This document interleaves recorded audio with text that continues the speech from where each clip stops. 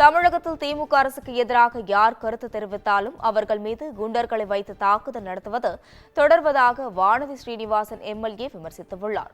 கோவை புலியகுளத்தில் உள்ள அரசு கல்லூரியில் வானதி ஸ்ரீனிவாசன் ஏற்பாட்டில் இலவச மருத்துவ முகாம் நடைபெற்றது. முகாமினை பார்வையிட்ட பின்னர் செய்தியாளர்களிடம் பேசிய அவர் மத பயங்கரவாதத்திற்கு எதிராக தமிழக அரசு நடவடிக்கை எடுக்க வேண்டும் என்று வலியுறுத்தினார். பத்திரிகை சுதந்திரத்தில் கீழே போயிடுச்சுன்னு பேசுறாரு. தமிழ்நாடு எந்த நிலைமையிலங்க இருக்கு? ஜனநாயக நாடு. யார் யாருக்கு வேணாலும் எதிராக கருத்து சொல்லலாம். தப்பா கருத்து இருந்தால் வழக்கு போடுங்க.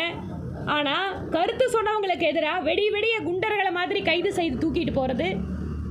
அதே போல யூடியூபர்கள் யாராவது வந்து ஆளுங்கட்சிக்கு எதிராக பேசுனா அவங்க வீட்டில் கொண்டு போய் சாக்கடையை கொட்டுறது, இதெல்லாம் கண்ணு முன்னால் நடக்கிறத தெரிஞ்சிட்டு முதலமைச்சர் அவர்கள் பத்திரிகை சுதந்திர கருத்து சுதந்திர நாள் அப்படின்னு அவர் ஒரு வாழ்த்து சொல்றாருன்னா எந்த அளவுக்கு இவர்களுக்கு சொல்லுக்கும் செயலுக்கும் சம்பந்தம் இருக்குங்கிறத நம்ம புரிஞ்சுக்கலாம்.